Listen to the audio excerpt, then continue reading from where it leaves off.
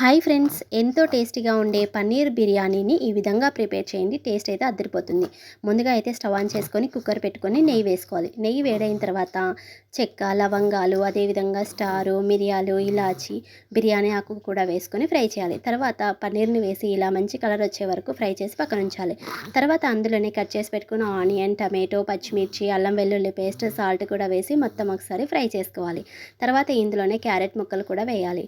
ఇప్పుడు రుచికి సరిపోయేంత ఉప్పు, పసుపు, కారం, ధనియాల పొడి, గరం మసాలా, కొత్తిమీర, పుదీనా, అదేవిధంగా కరివేపాకు కూడా వేసి ఫ్రై చేయాలి. తర్వాత ఇప్పుడు అరగంట పాటు నానబెట్టుకున్న బాస్మతి రైస్ను కూడా వేసి మొత్తం ఒకసారి కలుపుకోవాలి.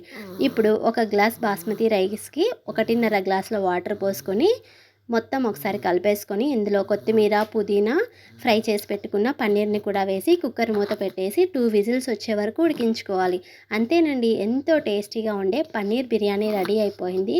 మీరు ఏ పేరైనా పెట్టుకోండి, పన్నీర్ పులావ్ అని కూడా అనవచ్చు. టేస్ట్ అయితే చాలా బాగుంటుంది. నచ్చితే ట్రై చేసి ఛానల్ సబ్స్క్రైబ్ చేసుకోండి. Okay friends, thank you, bye bye.